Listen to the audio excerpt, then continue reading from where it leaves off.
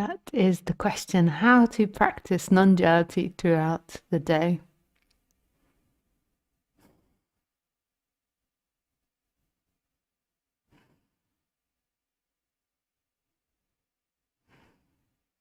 I mean, it's just not possible. Who would practice non-duality throughout the day? So yeah, for the new people to this channel, yeah, I might just seem like a raving lunatic sitting here in silence and then laughing about the question. So let's get a bit more basic, like in terms of explanation. So rather than just going for the absolute answer that who, there is nobody, we'll just explain a bit more what non-duality is for, yeah, well, the new people or also for the people that have been practicing for a long time but just love hearing that explanation.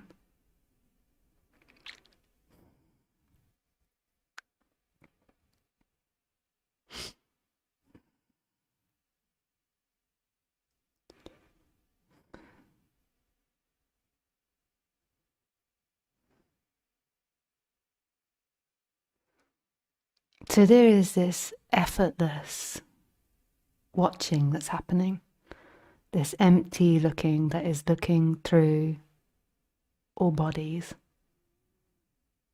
this experiencing.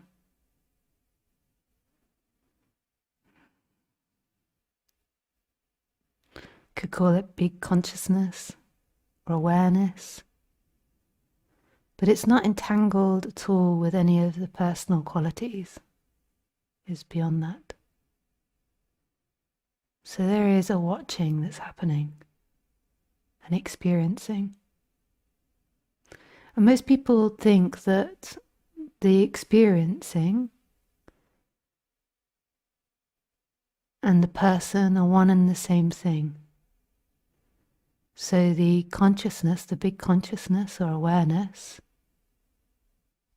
and the person, the character, are the same thing. The person is conscious.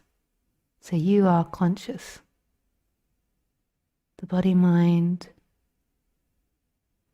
belongs to you, and you're some form of entity that lives inside the body-mind, or maybe you believe that you're just the body-mind.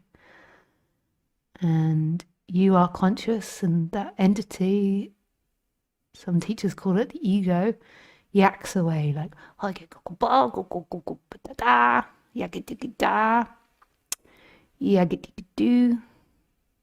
has a good old chat about everything. And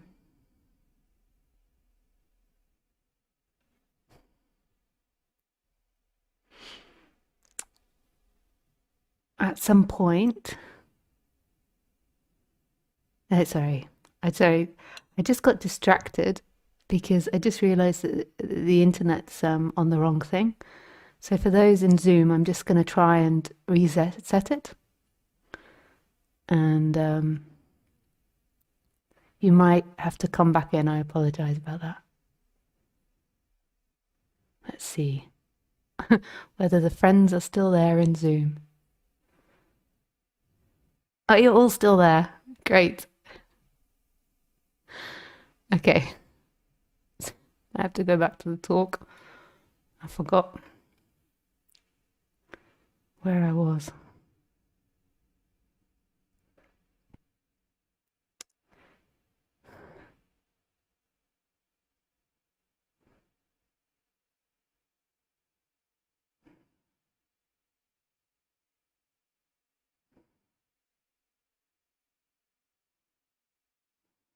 Yeah, so this ego like chats away and it's like claiming everything. It's claiming doership. It's claiming your bank balance. It's claiming your lava lamp, your body, your hair, your earrings, your teeth even. People even think that they're their teeth. Your nose, the size of your nose, like I'm someone with a big nose. The ego is claiming everything. I'm walking along the pavement. I own this bit of land. This is my floor. This is my ground. That is the government's ground. That is the neighbor's ground. This is my computer. And this ego is claiming, and it's also like rejecting and moaning about things. Government doesn't do a good enough job. Why is it bad weather? My neighbor is so annoying. Every time I sit outside, they get their whippersnipper. Like,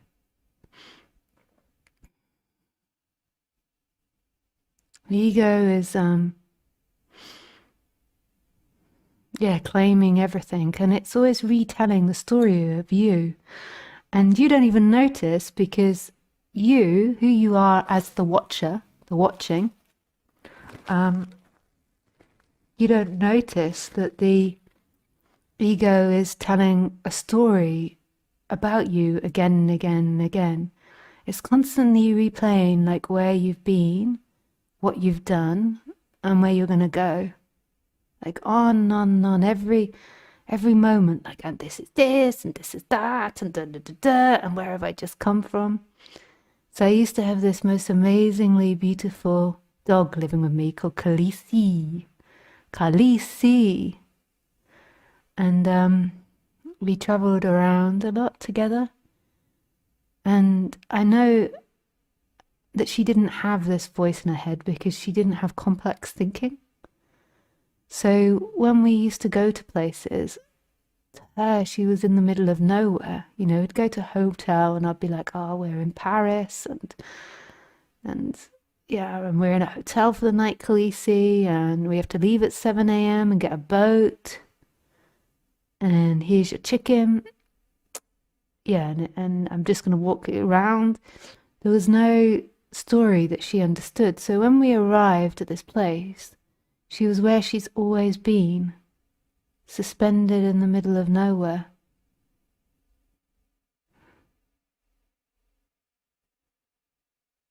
She's not come from a place and she's not going to a place.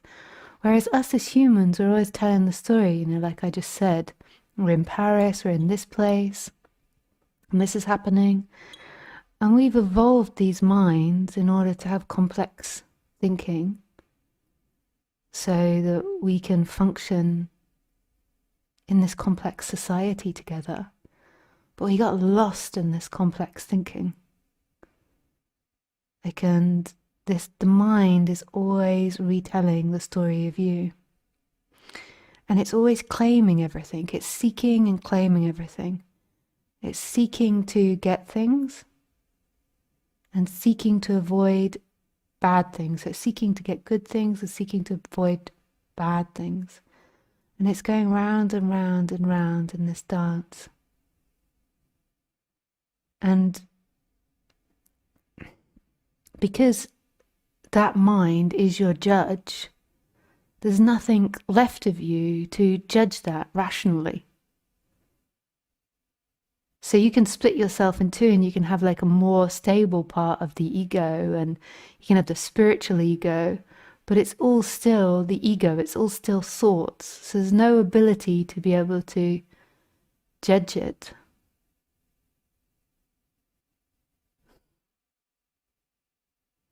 You can judge it in its comparison to itself. But in that world, it's all thought, all stories and sensations, and this energy of claiming everything.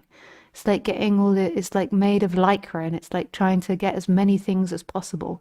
That's why people get so sick and ill, because, you know, as a kid, you're walking around and you're like pretty naked and empty, and there's not much, and then everywhere you go, you stick things on. And by the time you're 90, you've got so much stuck onto you, you're just like, and everything's really heavy. And you long for that lightness of child, that emptiness of childhood.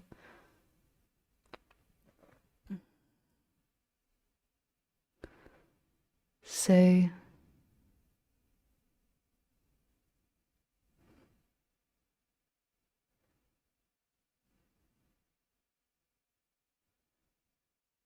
So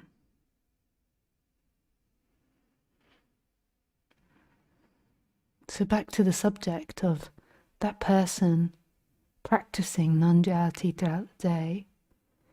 It can't practice non-duality because non-duality is that which witnesses the dance of the ego.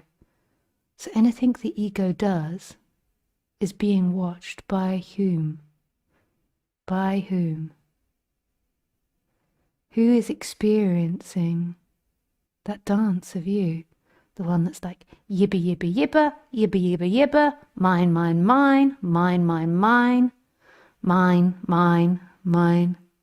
Remember in Finding Nemo, I think it was, like the seagulls are like, mine, mine, mine. I think that was the film. This is what the ego is like, and it's who is watching that?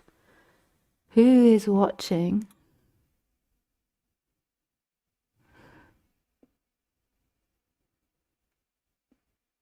That person, that voice. That voice isn't who you are. So, yeah, it's crazy because who could possibly practice that, and who am I speaking to now? My true teaching is in silence. So satsang, the meaning of satsang is meeting in truth. So the true teaching is in silence. So satsang is meeting in truth. So my true teaching is silence.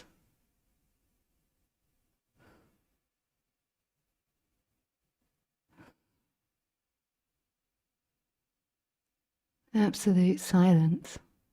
Because anything I say is objective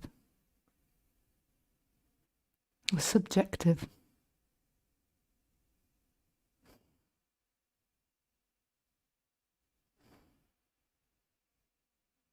Whatever I say is not a fact, is not a truth.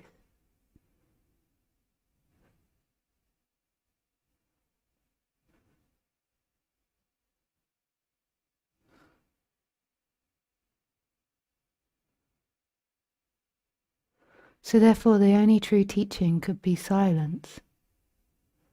That recognition of nothing, experiencing nothing. As stillness meeting stillness, or emptiness meeting emptiness.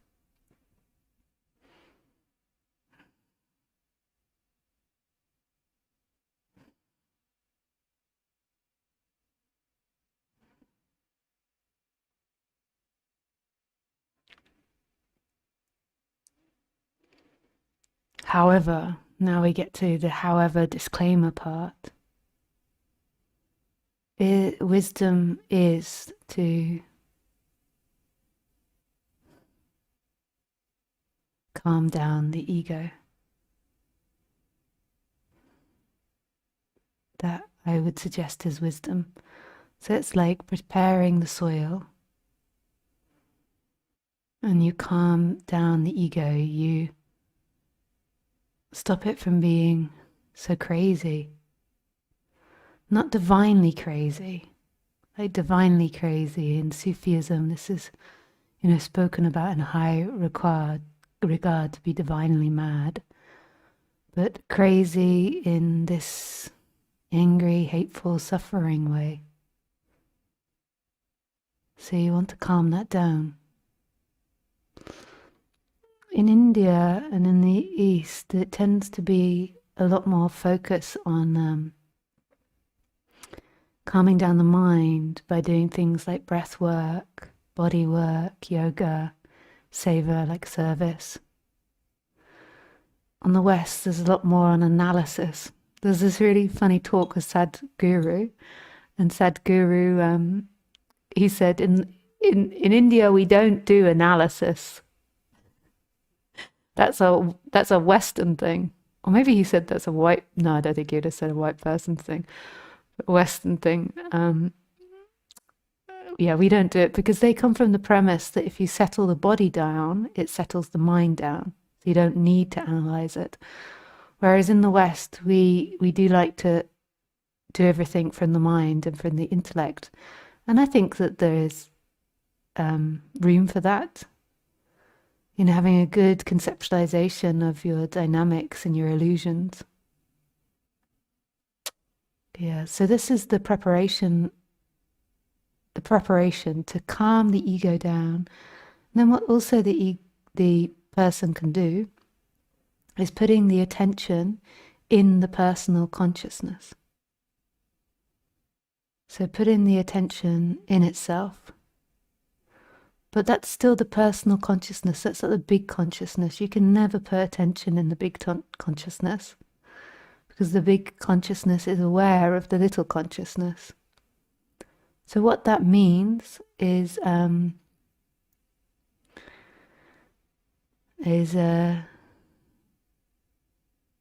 resting in the attention. So you can put your attention on the knee, on your nose. So rather than being lost in thought, you're resting it in attention. It's a very intelligent practice, because when you begin to do it, it stops being someone doing it, because it's your natural resting place. So in a way, this practice is like a practiceless practice. It's very intelligent, because when there's real resting and attention, then there is this going further and further back to the big consciousness. But it's nobody's effort. This can also be done with the feeling of the I am. And again, when it's really done properly, it's nobody resting in the I am, because you can't rest in the I am in a way. Like you is movement, you is the noise, you is the time and space.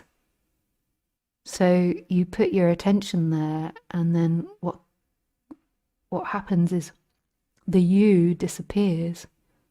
The you falls away.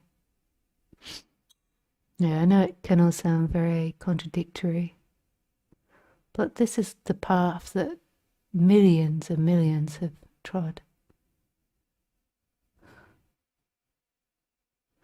So wisdom, you work on the body-mind mechanism, you stop the ego being so crazy, and then you put the attention in the consciousness or in the feeling of I am, in beingness. And that, in the end, isn't really a practice. It feels like you're doing it, you are moving the attention, but then who is there? And you really rest in the consciousness and the I am, the you begins to disappear, and it's like the gateless gateway back to the infinite. But it's not really you practicing, because you don't exist there. That sounds like such a contradiction. Who are you? And even the you that feels like it's practicing is an illusion anyway. Where do those thoughts come from? Where does doership come from? It feels like it's you. You tell yourself it's you, but they're spontaneously appearing from where? That's the mystery. That is divinity. From where do they arise?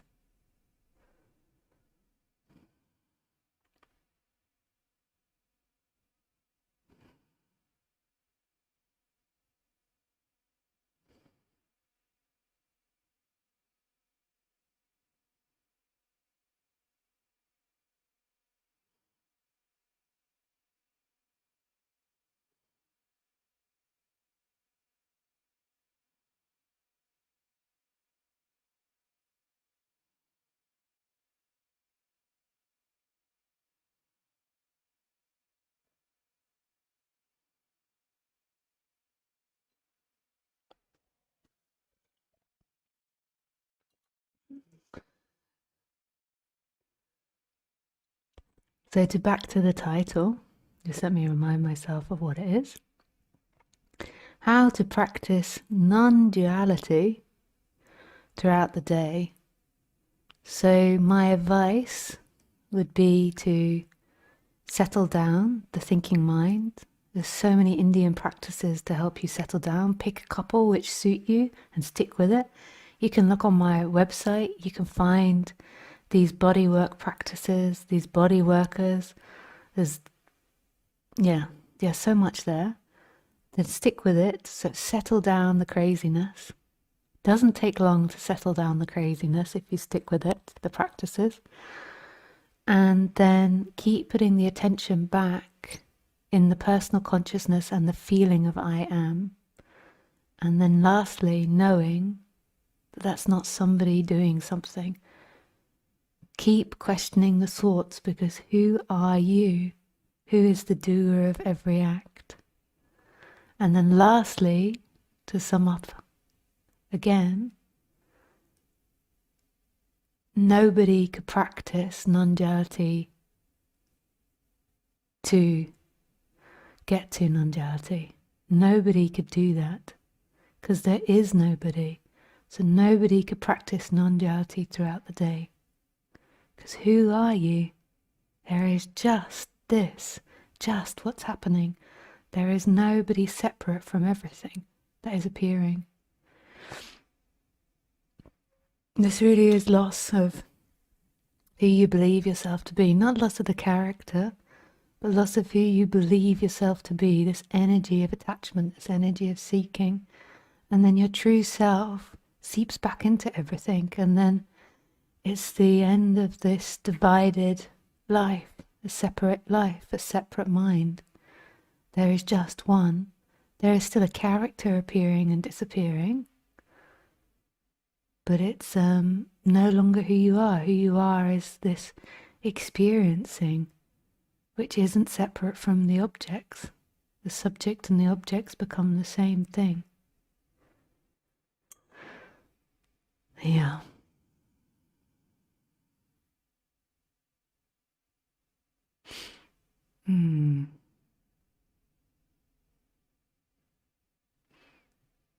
Okay. So, yeah, to the friends in Zoom, if you've got any questions, please raise your hand.